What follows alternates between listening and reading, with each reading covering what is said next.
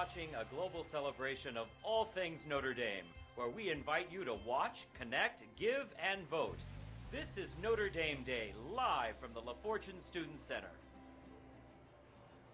Welcome back to Notre Dame Day. If you're just joining us for the very first time, welcome to our 21st hour of Notre Dame Day, a 29-hour global celebration of the University of Notre Dame. If you've been watching since yesterday, well, thank you for tuning in, but we promise you this hour's broadcast will not disappoint. I'm Emily Pritchard of ABC 57 News. Tricia Sloma of WNDU TV will join me in just a bit. We're making history here today, and this is the first time any university has ever broadcast live online for a remarkable 29 hours straight. We are here at La Fortune Student Center on Notre Dame's campus, just a few yards away from the university's main building and, of course, that iconic Golden Dome. This will be our broadcast headquarters for the next 12 hours as we celebrate all things Notre Dame with students, parents, friends, fans, and around the world.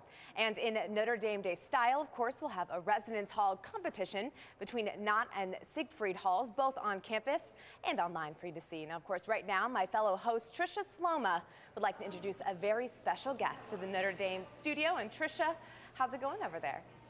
It's going great, and boy, they do it big and they do it right here on Notre Dame Day. We're having so much fun. I'm joined now by Lou Nanni, Vice President of University Relations here at University of Notre Dame. Lou, of course, has worked for Notre Dame for 15 years, his last 12 in the current role as VP for University Relations. He graduated from Notre Dame in 1984 and received his master's degree from the university back in 1988.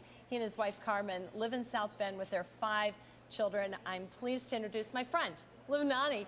Lou, so good to see you. And we've been catching up, yes, as we do when we bump into each other. It's wonderful to see you. Tell me about Notre Dame Day. Why this day? Why is it so meaningful? Oh, it's a great day. We chose April 29th because it was in April of 1879. Father Sorin, who was 65 years of age, he founded Notre Dame in 1842 when he was in his late 20s. And he was in the port of Montreal about to embark on one of more than 30 trips overseas to raise money for this fledgling university in the New World. And fire struck Notre Dame. The main building burned to the ground, and they were afraid to send a telegram to him because they thought the news might kill him because his life's work had gone up in ashes.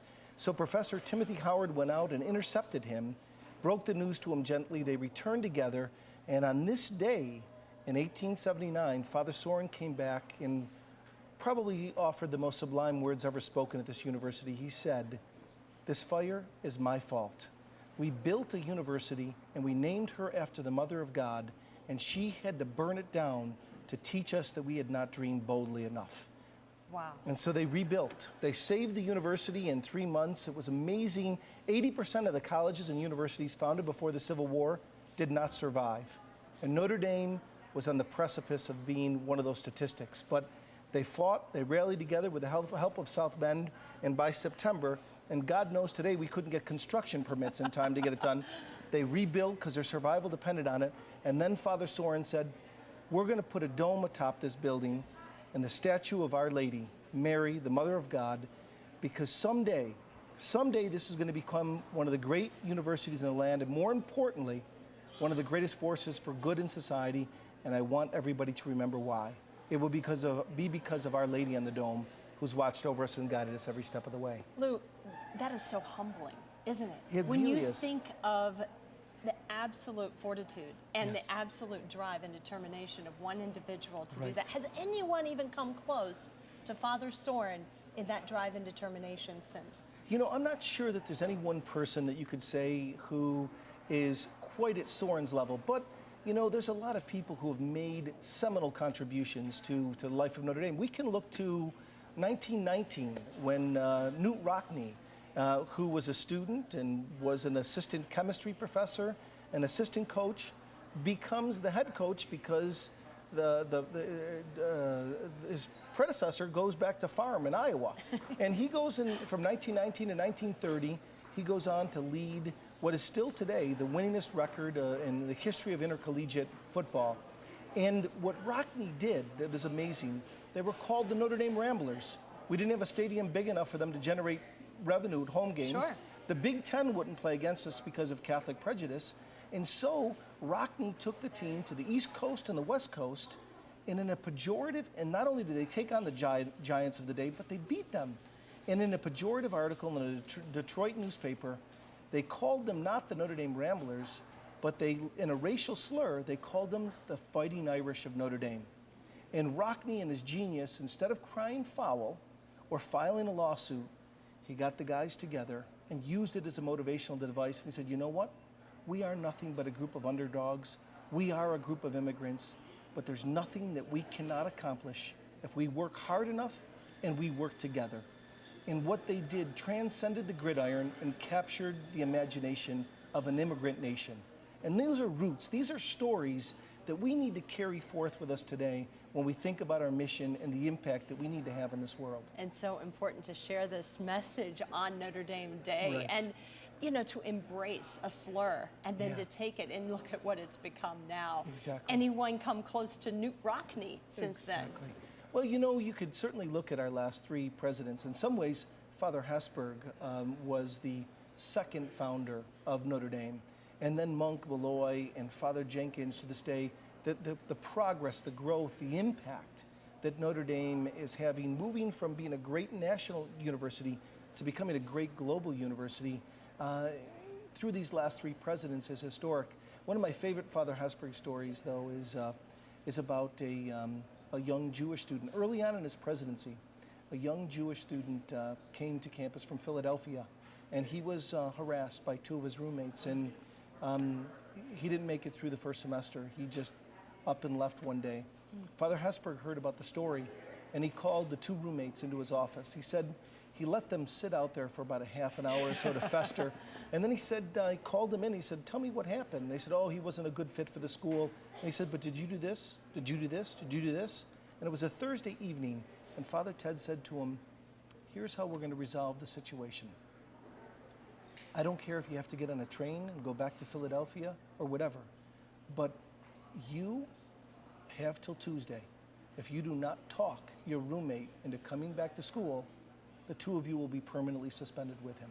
Wow. And they got on a train, they found that young Jewish student, they all came back together, and they all graduated from Notre Dame. So in large things and small, Hesburgh brought a Solomonic wisdom to the affairs of Notre Dame, and I think that's carried through Fathers Malloy and Jenkins to this day, and it all starts with that golden thread that begins with Father Soren. Well, Lou, what a beautiful story, and who knew that bullying story would turn out so incredibly well in the end. Yeah. Lou, thank you so much. How are you going to be spending the rest of your Notre Dame Day? I'm going to really be watching. This is addicting. If you get on Notre Dame today.com and you watch, these stories are so powerful, and even for somebody who's worked here now 15 years, I'm learning a lot by hanging on that website. So. Well, it's so good to see you, my friend. Great to see you, Tricia. You take Thank care and you. give my best to your family, okay? Thank you for everything. All right, no problem. Well, now we need to toss it out to Claire. She is out on campus. Claire Rembecki, where are you exactly out there, and what are you up to now? All right.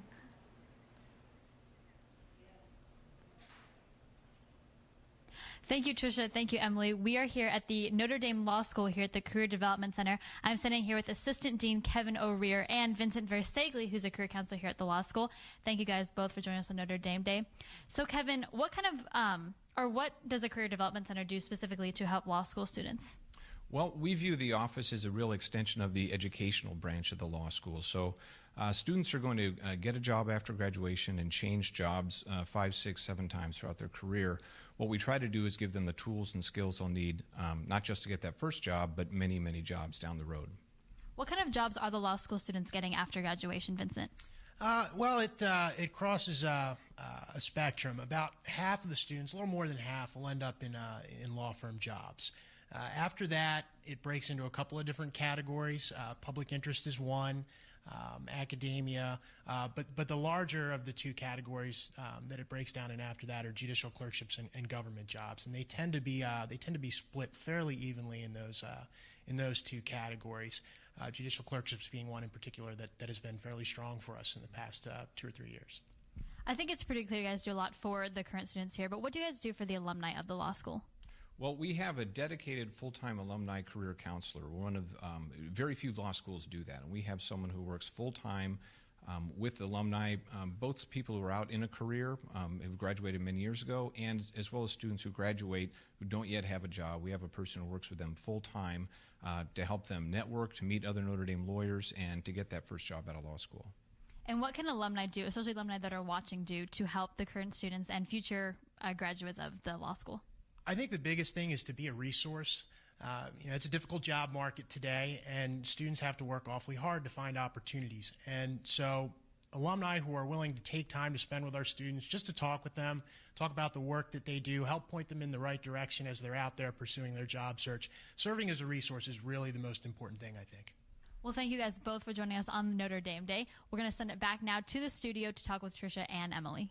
Thank you so much, Claire. Well, up next, we'll get to meet the dean of the law school, Nell Jessup Newton. She became dean in 2009. Since then, well, she's created 5 new programs ranging from patent law to a dual MBA JD, and she's launched Notre Dame's law programs in Chicago, London, Beijing, and even Milan. Well, Dean Newton spoke with us earlier today.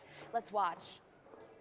My favorite Notre Dame story has to be September 28th, 2013, when the Stinson rugby field was dedicated.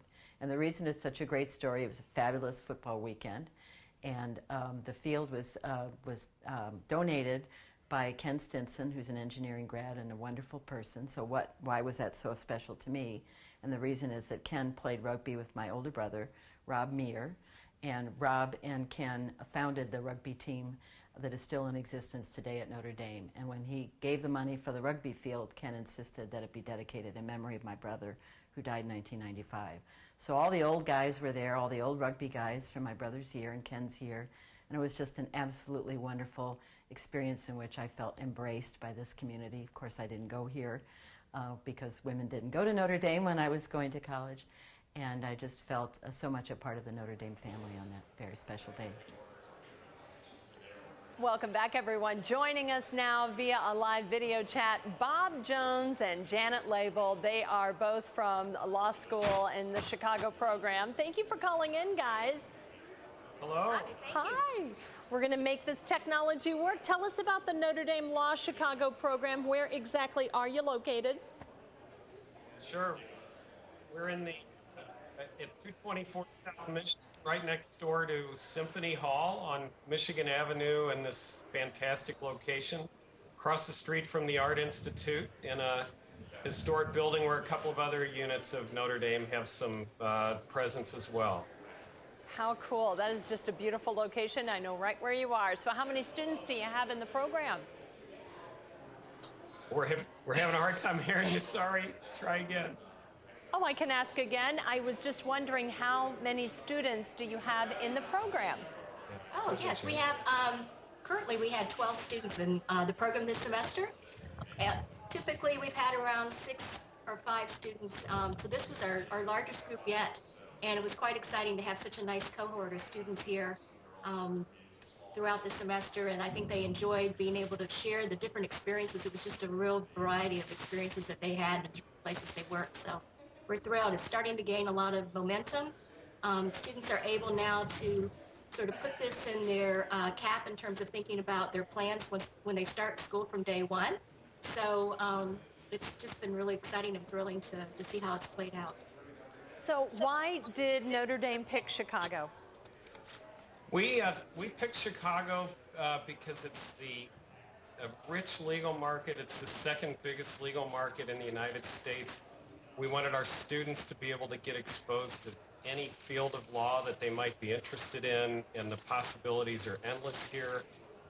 We also have, such a rich alumni base here. This is our #1 single market for our graduates, so it just made all the sense in the world for us to really engage in a new way. Now, what exactly are your roles at the law program there? I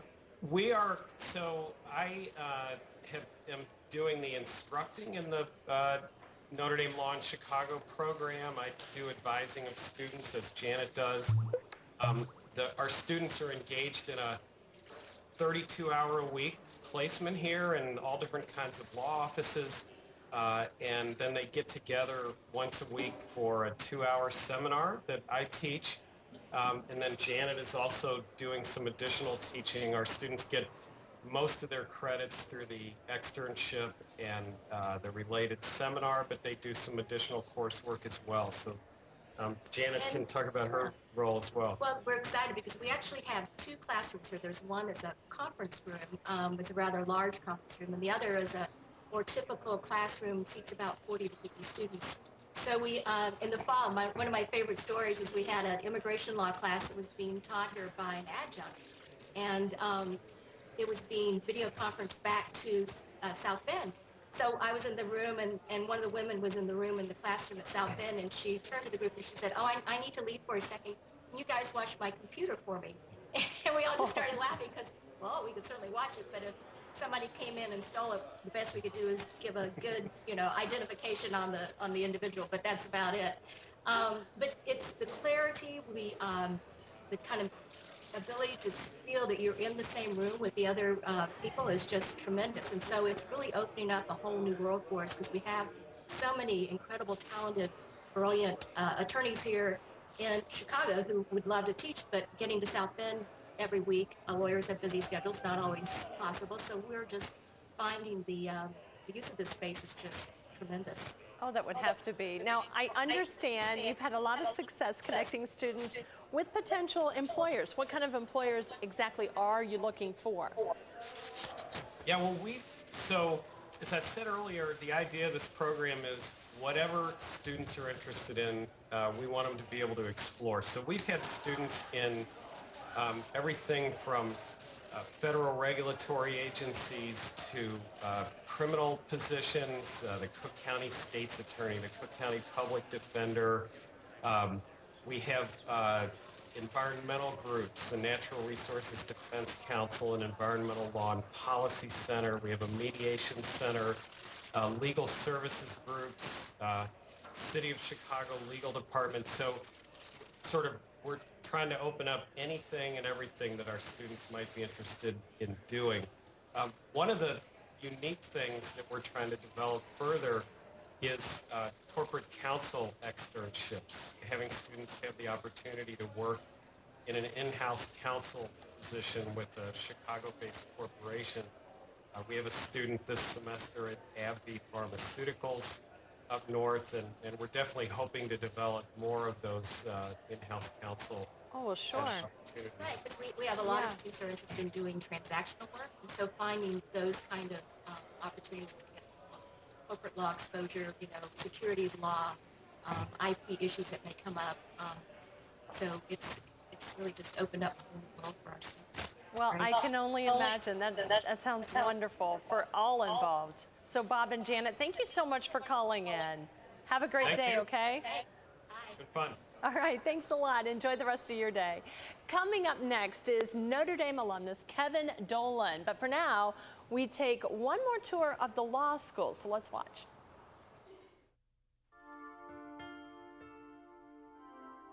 Hello and welcome to the Notre Dame Law School. My name is Libby Claysmith. And my name is Ashley Wood. And we're going to take you on a tour today of the law school, our home under the dome. We are currently standing in the Eck Hall of Law, a building that was completed in 2010. This is the law building that houses the majority of the classrooms, as well as staff, faculty, and administrative offices. One of the nicest features about this building is the interactive screens that are located on every floor. Now, these screens can help you locate offices and classrooms and contains a full campus map. Now, please come with us as we show you the rest of the law school. So now we're in the McCartan courtroom. It is a full functioning courtroom as well as a full functioning classroom. Your 2L year and your 3L year, you're going to have some of your larger lecture classes in here, like professional responsibility. It's also great because one of my favorite things is that we have oral arguments from the Indiana Supreme Court as well as the Indiana Court of Appeals. We've also, the past 2 years, had the privilege of having Justice Thomas of the United States Supreme Court come, and he's giving classes in here, and he's also held discussions. And another great thing about it is that the walls actually come out right there to cover the judge's bench so that we can have whiteboards as well as a projector screen. So here we are in one of the 4 main lecture halls we have here at Notre Dame Law School. As you can see, it is completely wired for every student to have access to an outlet in class to allow for laptops, as well as state-of-the-art technology which allows professors to access communication, including Skype, during their lectures if necessary. This is where the majority of the larger classes are held, as well as almost all of the first-year classes. So now we're in one of our smaller classrooms. This is a seminar room or also a skills course room. So your 1L year, you're probably going to have your legal writing class in here because it seats about 20 people. You also, your upper levels may have a smaller class such as trust and estates or a skills course like trial advocacy. Again, you can see it's a fully functioning classroom. So all of the tables are equipped for laptop use. We also have a multi-board whiteboard that you can pull out for all sorts of things that your professors might write on it. We also have a projector screen that comes down, and that's great also so your professors can use PowerPoint or use the Skype technology again. And one of my personal favorite things about this room is how much natural light it gets. We are now standing in the Commons, which is the social hub of the law school, as well as the heart of the law school. You will often find students socializing and studying in this space. As you can see, there also is a full cafe, which offers made-to-order sandwiches and daily specials. This is also where you will find bar preparatory class representatives, as well as legal research engine representatives, along with representatives from student organizations promoting their events. This is also where the Order of St. Thomas More hosts their pre-football receptions, and really is where students come to take a load off and have some fun with their friends before heading back to the library. Now we're going to go into the Bielchini Hall of Law. This was the original portion of the law school before ECK was built in 2010. This building was renovated to allow for additional classroom and library space in 2010. Please come follow us. We're now standing in the main reading room of the Kresge Law Library, or as I like to call it, the Hogwarts of Notre Dame Law School. The main reading room is one of my favorite places to study because it is a very quiet and studious environment. Other features of the law school library that are wonderful are we have research librarians, and they're full-time here to help students with any of their research needs. We also have study rooms that law students can reserve. Undergrads cannot reserve them. It's solely for law students. And those are also great if you need a quiet place to study with friends or you need to be able to discuss a project. Also, upper-level students may also be able to receive a Carol their 2L or 3L year if they are a research assistant for a professor or are on a journal. We are now standing in the third floor of the library where you can find our computer lab. This state-of-the-art lab supports both PC and Mac computers. It also houses a technological learning classroom where the legal research engines hold tutorials on legal research. This is also where you can pick up anything that you wirelessly print throughout the law school. One of the nicest features of the computer lab is that it houses a full-time IT staff to help you with any of your technological needs. We're now standing in the hallway that houses the admissions office and the career development office. The Career Development Office is a wonderful resource for all students here at the law school. They provide lunchtime programs on how to dress for interviews, to how to get a summer job or a job after graduation.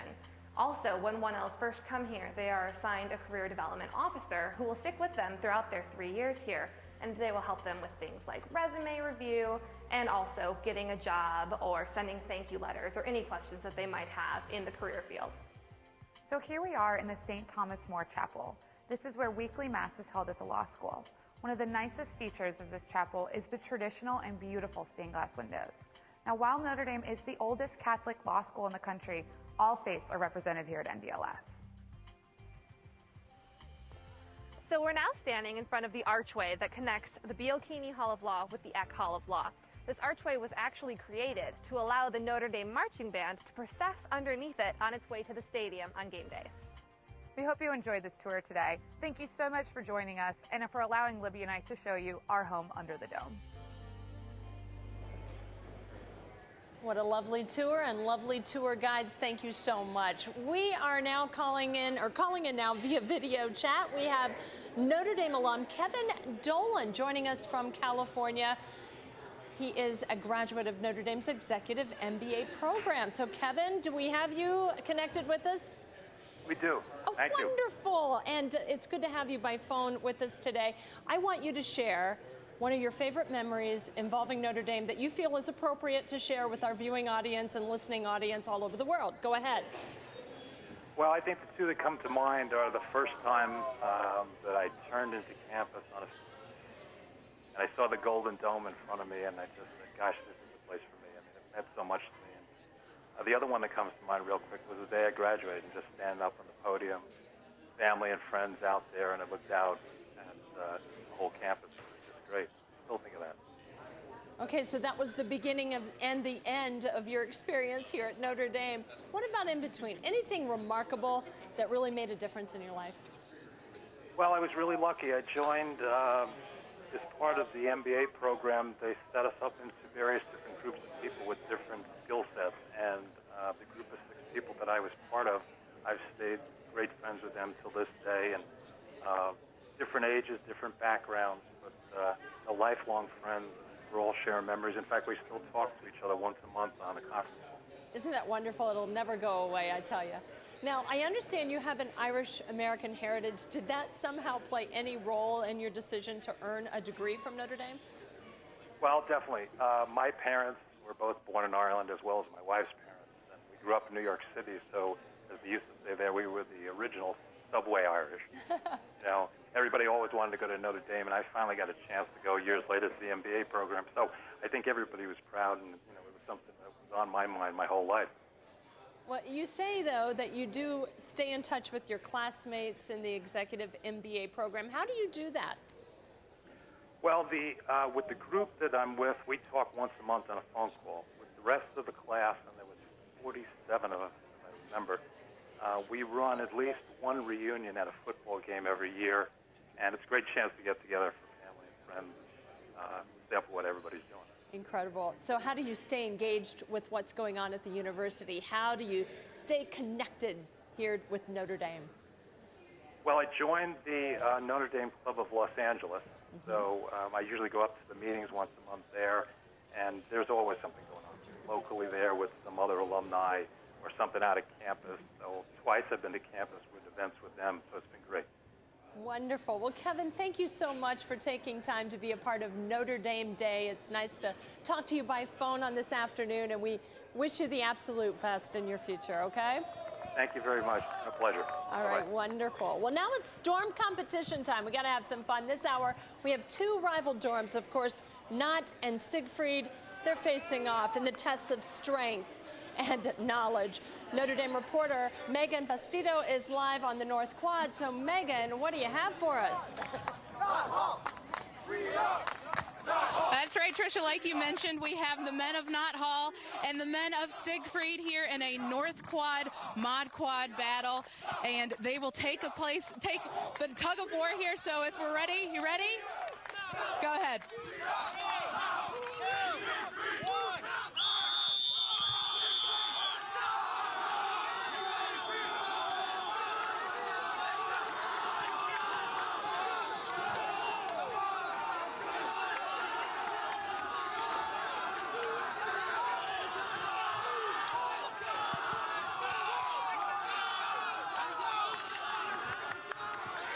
It's a close battle here. This is the best one off. Teams have 3 minutes max. Let's see if either team can break through here.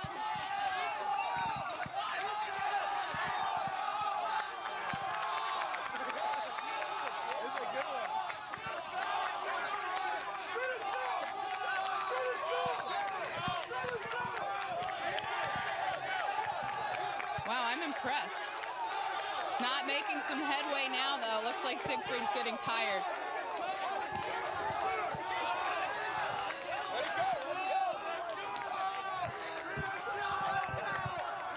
Getting close, not getting close. See if they have one more push. And Nott wins.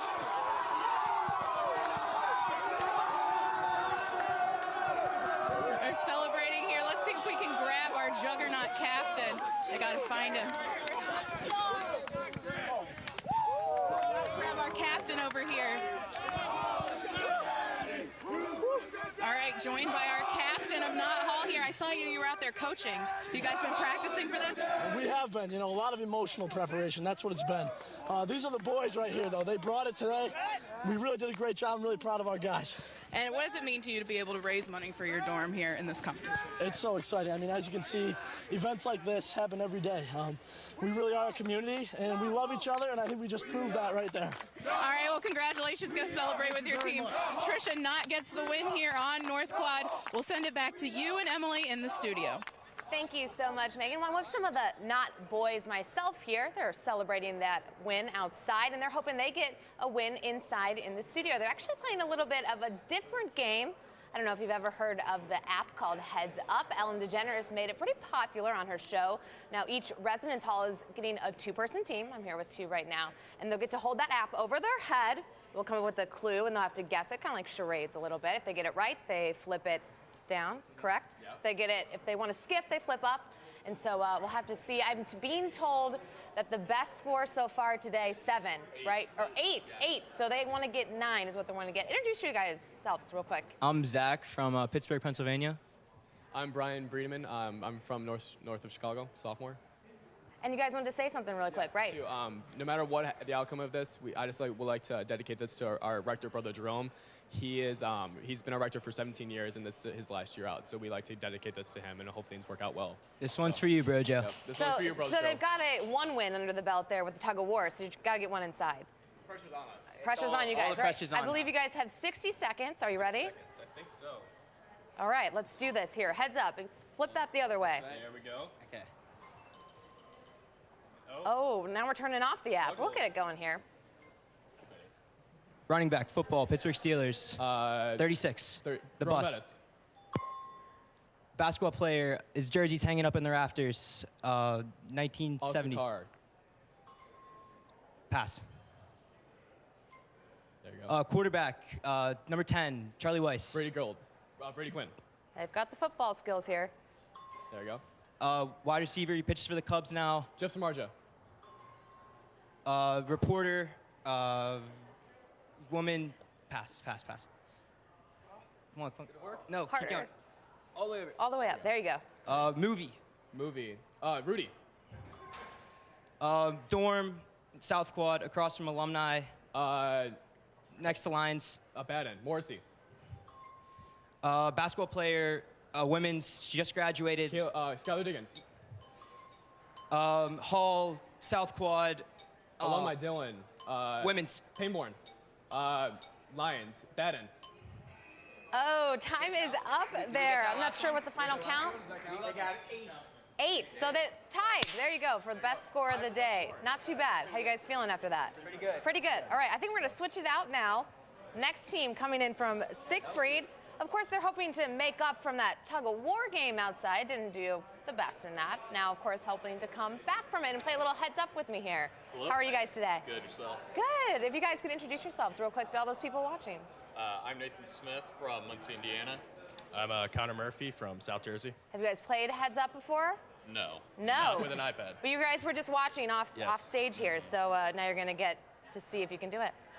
Do our best. Okay, All so right. you're guessing you're going, right? Absolutely. All right, well, they will get 60 seconds on the clock. Of course, trying to beat the best of the day, which has been 8 so far. I think maybe click there at the bottom. Does it say, like, go to next game or something? Yeah. Technology is always fun to deal with. All right, let's do it. All right, they're getting comfortable on the couch. There we go. All right, we're getting ready. The music's starting. 3, 2, and 1. She was Dean of Mendoza. Pass. The Kangaroos. Kia. Pass. Right next to the Basilica. Corby Hall. Mintz Hall. Soren. Next to P-Dub. PE. Yeah. He was a priest during the Civil War. Corby. The Zombies. Zom.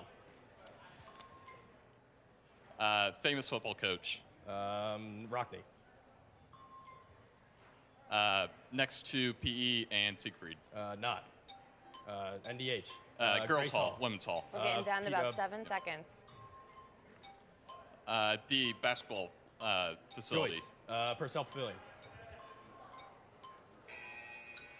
And that is time's up there for our guys at Siegfried Hall. Looks like they got 8 as well. 8 as well. So 8 seems to be the lucky number today. How you guys feeling after that round? Pretty good. Thought we did well. Thought you did well. There you go. We came on at the end there. Yeah, Rough start, but- first round of heads up. Not the easiest task. I'm sure a lot of people out there may be scratching their heads a bit trying to figure out what those clues are. All right, well, thank you. Cool. Thank you guys very so much for joining us. And of course, not all the fun is ending here. We're actually going to head now into our social media headquarters where our reporter Megan Bastido, she's in there checking everything out with Notre Dame Day Social Media Command, and she's running it all for us. Hey, Megan. Hey, Emily. I'm here in the Social Media Command Center, like you mentioned. Jonathan Ratartha has been monitoring the social media activity here this hour. So what's going on here, Jonathan? Hi, thanks. Again, big shout out to everybody who's tuning in to Notre Dame Day. Thank you so much for watching from countries around the world. Thank you so much to everyone that has made a gift in our last, I don't know, how many hours have been on the air? We got about 8 hours left. Thanks to everybody who's gone online, made a gift, cast their votes for the areas of their Notre Dame experience that mean the most to them. That's what this day is all about, and we so appreciate you guys coming out and identifying those areas that are important to you. We got Christiane Harder here. You know her better as @FightingIrish. Hi, Christiane. Hey, guys. How's it going? It's going great. I think the teams are really excited about this and, you know, getting their competitive juices on. Awesome. Well, I'll tell you, they're coming from around the world. This is truly a global celebration. You can see from our map here, over 100 visitors from over 102 countries have visited NotreDameDay.nd.edu, a global celebration. We got lots of time left. How can you participate? It's really easy. NotreDameDay.nd.edu. Look for that big green button, Give and Vote. You can choose your gift options, and then you get your 3 votes to cast for over 300 different areas of the university, from alumni clubs to colleges to athletics teams. It's your choice. You could put all 3 votes towards the same thing if you like. What's happening on social media? Emily Pritchard from the desk tweeting her view out. Thanks, Emily. Anna, we just won $900 for Pangborn Hall through ND Day. You can still donate and vote online. That's from a student trying to push the votes. We love to see that. Andrew, shout out to the MBA social media students volunteering with social media monitoring. A big thank you to Wendy Angst and her students from MBA classes and undergraduate business classes in social media. They've been helping us out here at the Command Center, getting involved, learning a lot. We're learning a lot from them. It's been a great experience so far. So, I want to introduce you guys to Dan. He's going to take you through our leaderboard. Dan, take it away. Thanks, Jonathan. Like Jonathan said, a big thanks for tuning in. Please keep giving and voting. It is greatly appreciated on this special day. Congratulations to Pangborn Hall, who made an impressive comeback, won by 21 votes over Ryan Hall. So congratulations to them. Let's take a look at the leaderboard. Right now, currently, we're at about a little over $1,750 total gifts, $558,000 raised. So let's keep that going. Rowing is still ahead in the athletic column. Undergraduate business is still in the lead as well. But the law school has made a big push over the last 2 hours, currently in second place. As we head down into the dorm category, student life, Keenan and Stanford are still battling neck and neck at the top of the board. And currently right now we have Knott Hall is facing off against Siegfried. Knott is currently up by 10 votes. Come on, juggernauts. Let's get up on the top 10 of that leaderboard. As a former juggernaut, I'd like to see our dorm up there. So let's make a big push. The overall Challenge Fund leaderboard, financial aid is still cruising in first place, but Keenan Hall is definitely making a push, only 54 votes behind. So let's pass it back off to Megan and find out what's going on in the next hour. All right, thanks, Dan. I lived in Farley, so I like to see them up there on the leaderboard. Go Finest. Anyways, next hour, we'll be talking about the Robinson Community Learning Center, joined by Professors Kathy Cummings and Emily Block, also joined by NASCAR's Todd Bodine. And the dorm battle will be between Lewis and Lyons Hall, so make sure to tune in again at the top of the hour for more here from ND Day.